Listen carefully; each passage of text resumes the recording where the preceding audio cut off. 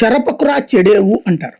పాకిస్తాన్ భారత్ని చెడగొట్టాలని ఎప్పటి నుంచినో ప్లాన్ చేసుకుంది. అందులో భాగంగా పెను విధ్వంసాలు సృష్టించడానికి ఉగ్రవాద సంస్థని సృష్టించి లష్కరే తోయిబాలా, జైషే మహమ్మద్ల అనేక తీవ్రవాద సంస్థలు, దానికి అనుబంధంగా ఇండియన్ పేర్లు, హిందూ పేర్లు ఉండే మరికొన్ని అనుబంధ తీవ్రవాద సంస్థలు పెంచి పోషించింది.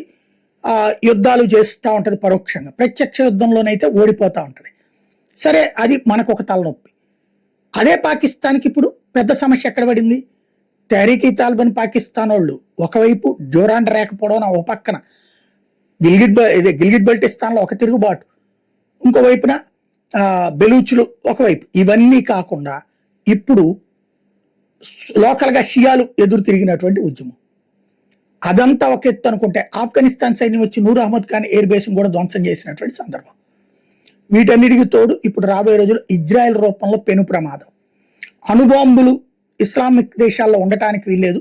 ఎందుకంటే ఇస్లామిక్ దేశాలు ప్రపంచంలో ఉన్న ఇస్లాంని అంగీకరించని మతాల ప్రజల్ని చంపేయడానికి తీవ్రవాదులు సృష్టిస్తున్నారు.